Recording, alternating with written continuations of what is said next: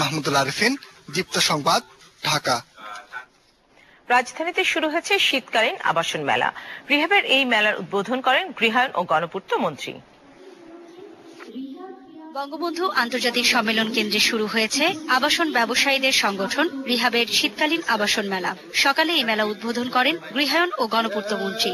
অনুষ্ঠানে আবাসন খাতে নানা সমস্যা তুলে ধরেন ব্যবসায়ীরা। সরকারের কিছু ট্যাক্স এবং অন্যান্য বিষয় যদি নিয়ন্ত্রণ করা যায় এবং স্বল্প সুদে যদি ঋণ দেওয়া যায়, তাহলে আমরা মনে হয় 4,000-5,000 টাকার মধ্যে যদি সীমাবদ্ধের মধ্যে আমাদের ফ্ল্যাট রাখি, তাহলে প্রচুর ক্রেতা সাধারণ সমাগম হবে। 2013 সালে একটি সমীক্ষায় বলেছে 76,000 কোটি টাকা এ দেশ থেকে পাচার হয়ে গেছে।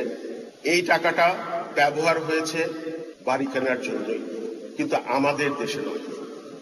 Canada, Australia, Malaysia, Singapore, Britain এবং আমেরিকাতে। এ সময় গৃহায়ণ ও গণপূর্ত মন্ত্রী বলেন, আবাসন খাতে কালো টাকা ব্যবহার করলে বিদেশে টাকা পাচার কমবে। এই টাকাটা আগে কিন্তু আবাসন ক্ষেত্রে যখন আপনার বিনিয়োগ হতো, এটা স্পষ্ট করা হতো না। আমি অনুরোধ করব এটাকে যেন সেই আগের জায়গায় নিয়ে যায় এবং অপদিষ্ট আয় যেন এখানে দিলে যেন এটা স্পষ্ট করা না হয়। রিহাবের শীতকালীন এই আবাসন মেলায় স্টল আছে 150টি।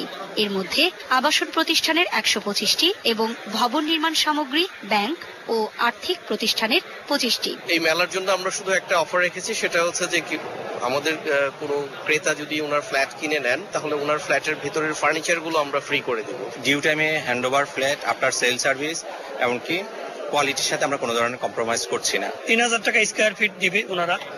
তো ওনাদের বিল্ডিংও শুরু হয়ে গেছে। খাদ্যের মধ্যে থেকে 50 লাখ টাকা বা তার একটু কম বেশি 4 লাখ 5 লাখ টাকা যে ব্যবধান হয়, সেইভাবেই নিব।